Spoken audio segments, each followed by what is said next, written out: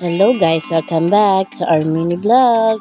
For today's video ay kung napapansin nyo po ay nakasakay po tayo sa tricycle.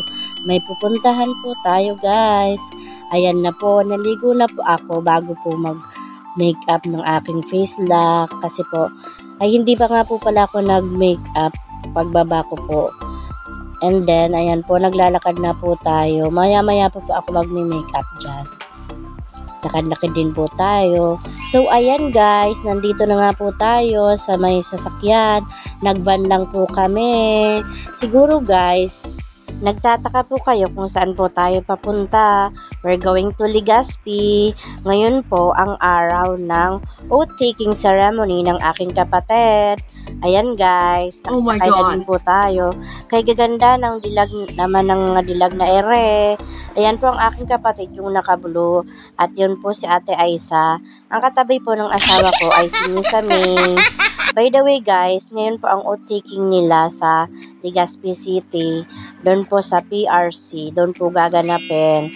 So ayan, pupunta na nga po tayo. Bali guys, nag-van lang po kami. Kinamasahe po kami ng van. Kasi po wala po kaming service na amin. Ang pamasahe po dito ay 180 papunta po doon. Tapos 180 naman po pabalik. So, bali 360 po lahat ang total. Bali, 12 ata po kami dyan na magkakasama dyan. Kasi, para tipid na rin po. So, ayan guys, narating na po tayo dito sa ating pupuntahan. By the way, mag-CCR muna po ang ating mga dilag. Nandito po tayo, chaperon.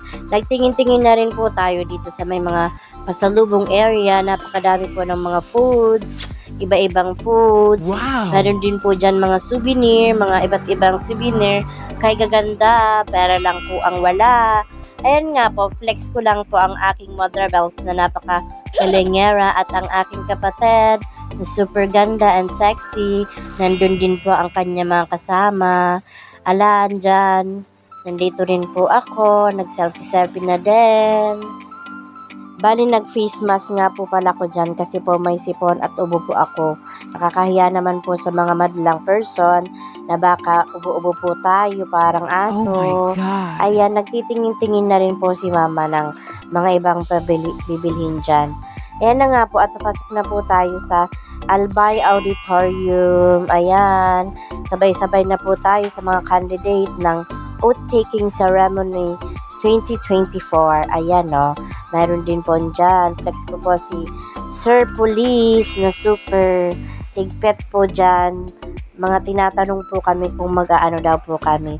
Obvious nga ba na kung mag-aano kami dito. Ayan nga po pala, yun po ang ticket na tig-iisa po kaming ticket dyan. Bali yung guest po is 300 pesos po ang amount and yung mag-oath-taking po ay 500 pesos po.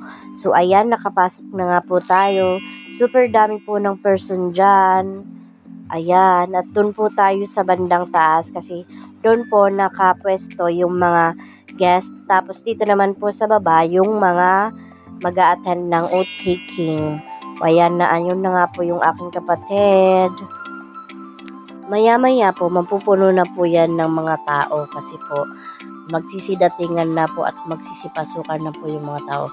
So, ayan guys, dito na po tayo, papunta na tayo sa taas. Dito po tayo pupwesto sa may unahan lang para mamaya pagbaba po natin, hindi po tayo masyadong mahirapan. Kasi sobrang dami na ng tao niyan mamaya. So, ayan. Tingin-tingin din po tayo. Yun po, dun po sa unahan, nagsisipicturan na po ang mga tao para mamaya pag uwian, hindi na po sila magpa-picture para hindi na po magbanggaan. Ayan po, si mama kumakain na kasi almost 12 na po kaming dumating dito, 12 ng tanghali. So, gutom na po kami, kaninang umaga po kami kumain. Sobrang lawak nga po ng place dito. Bali, first time ko nga lang po makarating dito kasi dahil sinamahan ko nga po ang aking kapatid na dalaga kasi let passer na po siya. So, ayan, nagsisidatingan na po ang mga person. Bali guys, may kwento nga po pala ako. Bago po kami dyan nakapasok kanina ay yung kapatid ko ay naiwan niya po yung ticket niya doon po sa Iriga. Kaya medyo nahirapan pa po kami pumasok dyan. may nag-assist nga rin po sa amin na pulis. Kaya shout out po sa pulis na po yon, na si ma'am. Hindi nga po namin natanong kung ano po ang pangalan niya. Pero maraming salamat po sa pag-assist ng aking kapatid.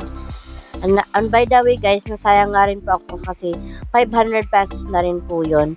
So, isang araw na nga po yun namin na 500 pesos ka. So sad, pero at least nakapasok pa rin. So, ayan guys, super dami na nga po ng mga tao dyan, no? Nagsidatingan na po lahat para dyan mga, ano sila, parang mga lamgam na magsisitabi.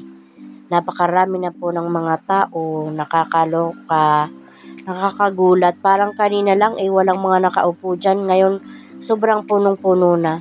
Bali, naghihintay-hintay na nga rin po tayo na mag-start po ang program.